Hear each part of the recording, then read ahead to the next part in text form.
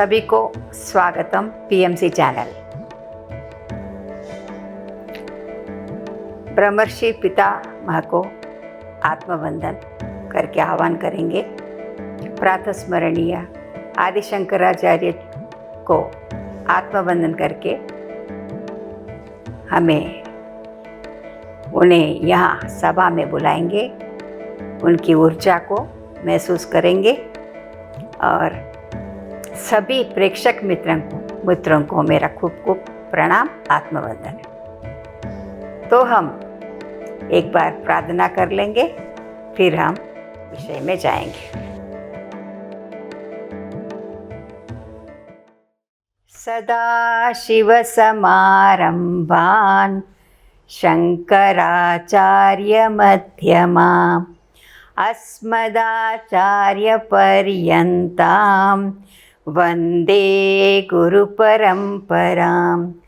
श्रुतिस्मृतिपुराणानाम् आलयं करुणालयं नमामि भगवत्पादं शङ्करं लोकशङ्करं। शङ्करं शङ्कराचार्यं केशवं बादरायणं सूत्रभाष्यकृतौ वन्दे भगवन्तौ पुनः पुनः। आदि शंकराचार्य जी का रचा हुआ इस ग्रंथ के विषय में विचार विमर्श कर रहे थे। आदि शंकराचार्य जी बहुत वर्षों के पहले ही हमें ये हमारा मोह कहाँ कहाँ पे अटकी हुई है, किस किस चीज़ में, किस किस परिस्थिति में, किस किस व्यक्ति में अटकी हुई है, उन्हें हमें बता रहे हैं, पॉइंटिंग कर रहे हैं। तो हमें पता ही नहीं कि हमारी मोह कहाँ कहाँ ठहर गई है। इसीलिए इसे मोह मुद्गरा कहते हैं। मुद्गरा यानी हथौड़ी, जो हमें मार मार के मोह निद्रा से जगा रहे। उठ जाग मुसाफिर भोर भई, अब रैन कहाँ तुम सोवत है। जो सोवत है सो खोवत है, जो जागत है सो पावत है। हम लोग सब लोग इस श्लोकों के बारे में थोड़ा सा विचार विमर्श करेंगे। पहला थोड़ा सा हम लोग गा लेंगे। भज गोविंदम भज गोविंदम, गोविंदम भज मूढ़मते। संप्राप्ते सन्निहिते काले, नहीं नहीं रक्षति दुष्कृन्करणे। चौथा श्लोक से करेंगे। नलनीदलगत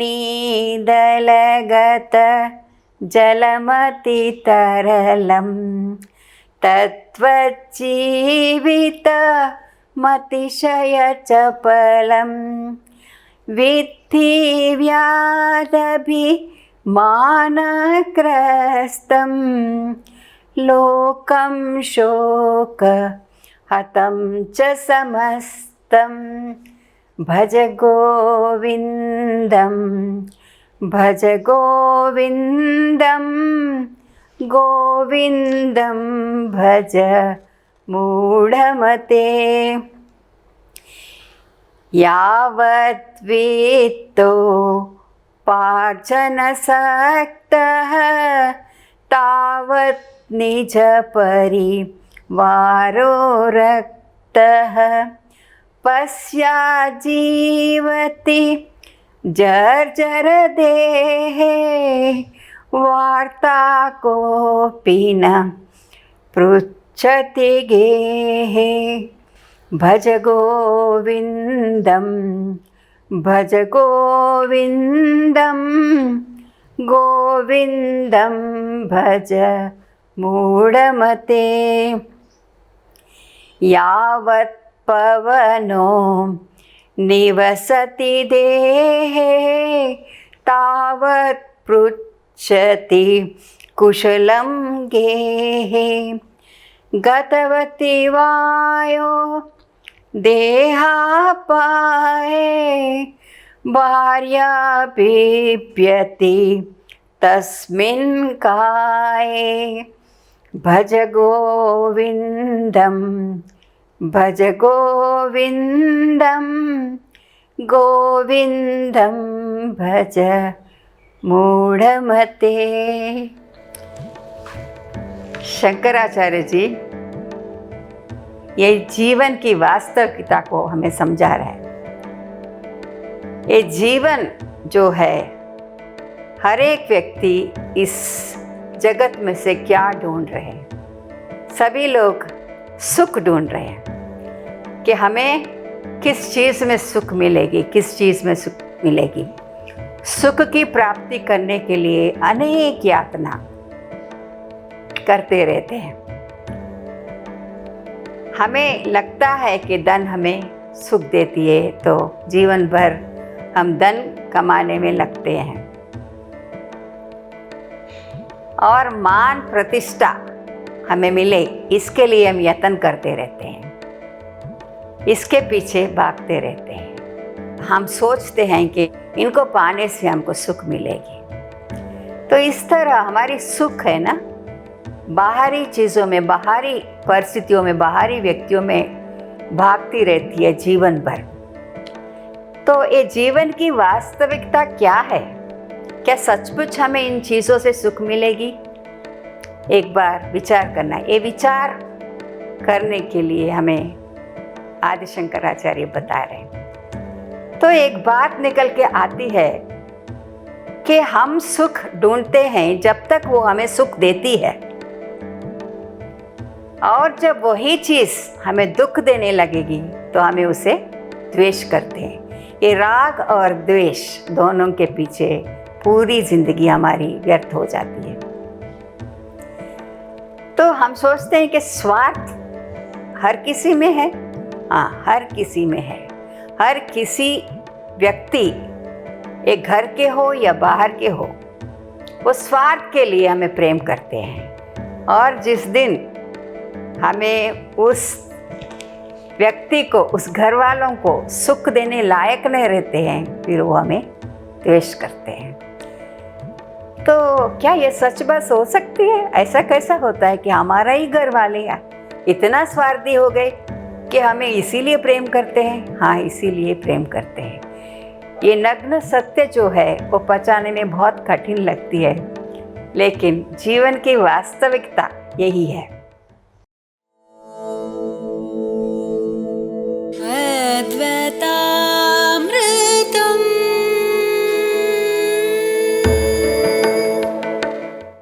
एक बार ऐसा हुआ, जंगल में एक योगी बैठकर छोटी सी कुटिया बनाकर और ध्यान, भजन, कीर्तन, साधना करते थे। तो एक दूसरा व्यक्ति रामदास करके, वो व्यापार करने के लिए उसी रास्ते से उसे शहर जाना पड़ता, और इस योगी जो कुटीर में बैठा हुआ है उन्हें देखते। तो एक दिन समय मिला तो वो कुटिया में चले गए, और धीरे से योगी ने जब आंख खोल के देखा रामदास को, तो पूछे कैसा आना हुआ? तो रामदास ने बताया कि आप इस उम्र में तो संसार भोगना होता है, अपना संबंधियों, अपना पत्नी, पति और बच्चों और इन सबको, ये पूरा जगत जो कुछ दिया है उसे भोगना होता है, तो आप इस उम्र में इतना वैराग कैसे पाए?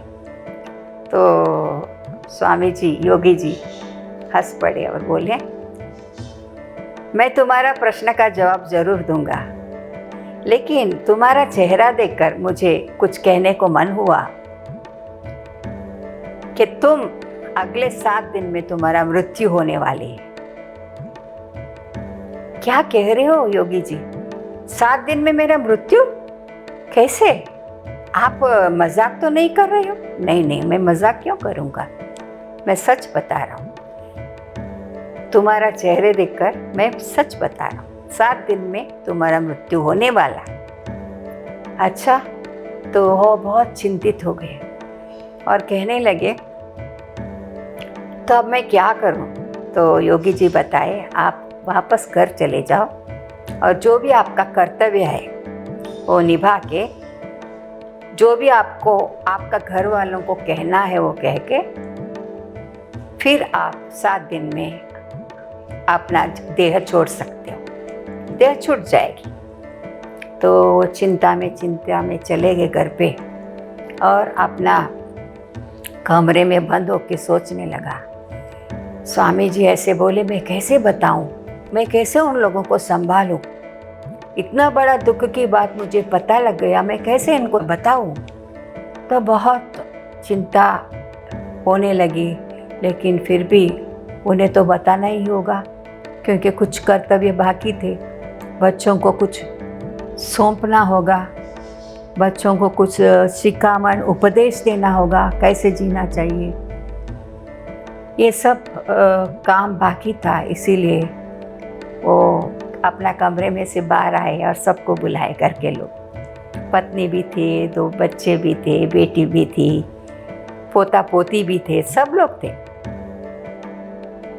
तो बाहर गए और फिर बैठे और सभी को बुलाए। तो और बताया, ऐसा मुझे स्वामी जी ने बताया कि मैं 7 दिन में मेरा शरीर छूटने वाला है। तो पूरा कुटुंब बोले, ये क्या कह रहे हो आप? आपका मृत्यु होने वाली है, आप हम सबको छोड़ के चले जाने वाले हो, हम कैसे जिएंगे? सब लोग बहुत रोने लगे। नहीं नहीं, ऐसा नहीं हो सकता है, नहीं हो सकता, आप कुछ उपाय कीजिए। तो फिर वो चले गए अपना कमरे में, रामदास, और बैठे। मेरा कुटुंबी जन इतना मुझे प्रेम करते हैं, ये रोने लग रहे कि जब सुन के ये बात, तो क्या सचमुच वो मुझे प्रेम कर रहे? थोड़ा सा विचार आया कि फिर से बाहर आए और बोले, लेकिन एक उपाय है मुझे बचाने के लिए। तो बोले, स्वामी जी ने बताया, योगी जी ने बताया कि आप में से कोई भी आपका प्राण देंगे तो मैं बच जाऊंगा। तो सब लोग एक दूसरे को देखने लगे और लड़का बोला कि ये कैसा संभव है पिताजी, अगर मैं प्राण दे दूंगा तो मेरा पत्नी विधवा हो जाएगी, उसे संभालने वाला कौन है? अच्छा, तो फिर दूसरा लड़के को पूछा, वो भी कुछ बहाना करके कह दिया, मेरा पत्नी हमेशा बीमार रहती है, उसका ध्यान कौन रखेगा? लड़की को पूछा, तुम दोगे, तुम्हारा प्राण दोगे तुम्हारा पिता के लिए? तो बोली, पिताजी मैं बहुत खुशी से तुम्हें प्राण दे सकती हूँ, लेकिन फिर भी मेरे सासू ससुरा बूढ़े हो गए, उनका कौन ध्यान रखेगा? अगर मैं चले जाऊँगी मेरा पति का कौन ध्यान रखेगा? तो इसीलिए मुझे माफ़ करना पिताजी, मैं चाहती हूँ देने के लिए, लेकिन फिर भी ये नहीं हो पाएगा। फिर पत्नी को पूछा, पत्नी तुम प्राण दे सकते हो क्या? तो पत्नी बोले, कैसे, ये उम्र में कुटुंब को छोड़ के मैं कैसे चले जाऊं? मेरा कर्तव्य है इन सबको देखने के लिए। तो वो भी ना बोल दिया। तो रामदास को पता लग गया, सार पता लग गया कि जीवन का वास्तविकता क्या है, स्वार्थ क्या है, ये सब उन्हें पता लग गया। और आंखों में से पानी, आंसू आए, सबको बता के कि मैं जा रहा हूँ योगी के पास। फिर वो निकल पड़े योगी के पास और जाके बैठ गए, रोने लगा और बोले, मैं अपना शरीर छोड़ने के लिए अभी तैयार हूँ, अभी मुझे कोई चिंता नहीं है। तो सब बताए और योगी बोले, हाँ यही वास्तविकता है, यही जीवन की सार है, यही तुम्हारा प्रश्न का जवाब है करके बताए। और फिर उन्हें बताए, ऐसा नहीं है, मैंने तुम्हें 7 दिन इसलिए बताया कि किसी की भी मृत्यु जो होती है ना, वो इन 7 दिनों में एक दिन होती है। का तो सोमवार हो, मंगलवार हो, बुधवार हो, गुरुवार हो, शुक्रवार हो, शनिवार हो, रविवार हो, 7 दिनों में एक दिन तो होती है। तो इसीलिए मैंने तुम्हें इस वास्तविकता को जानने के लिए, स्वार्थ क्या होता है ये जानने के लिए मैंने तुम्हें बताया था। तुम्हारा मृत्यु नहीं होने वाला। अभी तुम्हें पता लग गया ना कि स्वार्थ मतलब क्या है। स्वार्थ तुम्हारे पास से जब तक सुख मिलने लगी है वो लोग तुम्हारे साथ है, बाकी कोई हमारी साथ नहीं देता। इस बात को बताकर फिर वो रामदास उन्हीं के पास सेवा करते करते रह गए और वो भी अपना साधना स्वामी जी के पास शुरू कर दिया। तो ये बात, इसका तात्पर्य क्या है कि हमें स्वामी जी बता रहे हैं कि यही है वास्तविकता। लेकिन स्वामी जी ये भी बता रहे कि शंकराचार्य जी हमें ये भी बता रहे कि इसका मतलब नहीं है कि आप लोग स्वार्थी है करके आपका जिम्मेदारी छोड़ देने का, भली भांति अपना जिम्मेदारी निभाने का, संसार में अपना कुटुंब जनों के बहुत ख्याल रखने का, प्रेम करने का, दया रखने का, इसे कुछ नेगेटिव सेंस में लेना नहीं है। जब तक हम इस जीवन में, इस शरीर में है तो हमें इसे निभाना चाहिए। हमारा कर्तव्य है ना, कर्तव्य निभाना चाहिए और अच्छी तरह निभाना चाहिए। हाँ, सभी को प्रेम करना चाहिए, सभी को इस तरह की नेगेटिव विचार लाना नहीं, एक पॉजिटिविटी देखना है और अंतर्मन में जानना चाहिए कि हाँ, ये सब कुछ भी सत्य नहीं है। ये सत्य कैसा है? वारंवार बदलती जाती है। सभी कुछ बदल रहा है तो अपना मन भी बदलेगा, शरीर भी बदलेगा, परिस्थिति भी बदलेगी, व्यक्तित्व भी बदलेगी। ये सब बदलने वाले चीज़ है।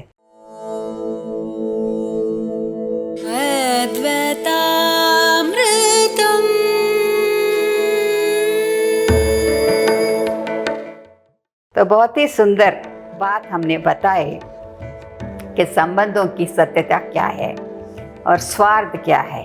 इस बात को समझो। ये सब चीज़ क्या है, तो इसके बारे में सोचते सोचते एक सुंदर श्लोक शंकराचार्य जी हमें बताते हैं। एक सुंदर श्लोक के साथ हम सब मिलके गाएंगे।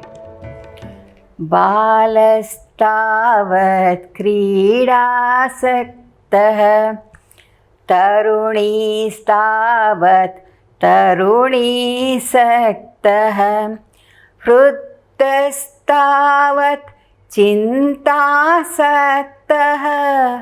परमे ब्रह्मणि कोऽपि न सक्तः भज गोविन्दं भज गोविन्दं गोविन्दं भज मूढ़मते। बहुत ही सुंदर तरीके से हमें पूरा जीवन का एक मैप हमको शंकराचार्य जी ने बताए।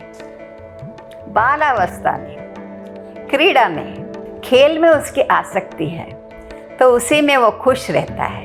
उसे न भविष्य की चिंता है न भूतकाल की चिंता है। वो कहाँ पे रहता है? वर्तमान में रहता है। तरुणी अवस्था में, तरुणावस्था में, तरुणी सेक्स मीन्स ऑपोजिट सेक्स में हमें आसक्त रहते हैं। वो उम्र ही ऐसा है ना, उम्र ही ऐसा है तो हम इस तरह की हमारी मनस्तत्व बनती है। तो उस चीज़ में और होना ही चाहिए। अगर वो नहीं होगा तो संसार कैसे बढ़ेगी? बहुत सारे सपने होते हैं, भविष्य की प्लानिंग बोलते हैं ना, जैसे चिंता, वो प्लानिंग हम करते है ना। वर्तमान में नहीं रहते, न भूतकाल में नहीं रहते, खाली भविष्य की चिंता। और अब आती है वृद्धावस्था। वृद्धावस्था में क्या होता है? चिंतासक्तः। शंकराचार्य जी क्या कर रहे हैं? चिंतासक्तः। ये चिंता इसीलिए करता है कि अभी उसके पास न भविष्य है न भूतकाल है, केवल वर्तमान है। वही उसकी चिंता है, क्योंकि कुछ काम करने के लायक नहीं होता है। यंग यूथ को देखता है ना तो उसे लगता है वो देखो कितना कितना काम कर सकता है, उसमें कितनी शक्ति है, वो बालक देखो कितनी अच्छी तरह खेल रहा है, और मेरा जीवन अभी उस तरह की रही नहीं है, मैं कुछ नहीं कर सकता। इस तरह की चिंता में आसक्त होते। वो भूतकाल की उनके जो अनुभूतियाँ हैं, अच्छे अनुभूतियाँ हैं, उसे दूसरों को सुनाने में बहुत खुशी होती है। बात उनके सुनने वाला भी कोई रहता नहीं है, इसीलिए कोई भी मिल गया तो ये बात सुनाते रहते हैं।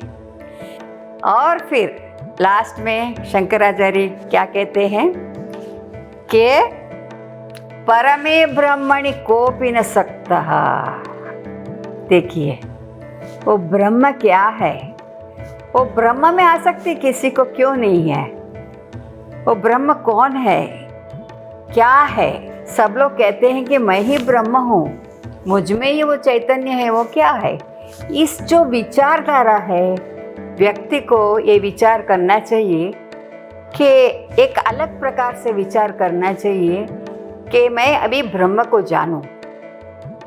लेकिन वह विचार आता इसीलिए नहीं है क्योंकि वो अपना जीवन ही ऐसा जिया है। बचपन से अगर उसे ये ज्ञान मिलता, ये संस्कार मिलता और इस तरह की बीज उनके मन में डाला जाता है, तो उसे उसी उम्र से उसे इस तरफ एक माइंड सेट बन जाती है और फिर उसी के व्यक्तित्व बनने लगती है। व्यक्तित्व का घड़तर होता है और फिर जब जुबान होता है तो भी ये विचारों को सोचते रहते हैं। इसीलिए वह जब वृद्ध हो जाता है उसे पता नहीं लगता है कि उसका जीवन कैसा जीना चाहिए, इसीलिए वो चिंताजनक होता है। इसीलिए हमारे शास्त्रों में 4 प्रकार के आश्रम भी बताए। कौन सा? ब्रह्मचर्य आश्रम, गृहस्थाश्रम, वानप्रस्थाश्रम और संन्यास आश्रम। इसके बारे में बहुत विस्तार से हमें शास्त्रों में मिलता है और इस आश्रम के प्रकार हम जिएंगे तो हमें भी पता लगता है कि ब्रह्म में कैसा हमें हमारा मन लगाना चाहिए। तो ऐसा इन्वेस्टमेंट, भक्ति का इन्वेस्टमेंट किया ही नहीं है बचपन से, तो व्यक्ति तो दुखी ही होगा ना। जैसे हम बैंक में पैसा जमा करते हैं, एफडी बनाते हैं, तो अनेक गुण बन के हमको पैसा मिलता है। ऐसे ही बचपन में ही अगर आपका भक्ति को आप बचाए रखते, भक्ति की मूड़ी बनाते रहते हैं, तो आपको आखिरी स्टेज में, वृद्धावस्था में आपको उसकी याद आती है। और हम क्या सोचते हैं कि लास्ट मिनट में चिंताग्रस्त होते हैं और चाहते हैं कि हमको आखिरी में भगवान याद आवे। जब मृत्यु शैया पे होते हैं तो कैसे भगवान याद आएगा, क्योंकि आपने कुछ इन्वेस्टमेंट किया ही नहीं है।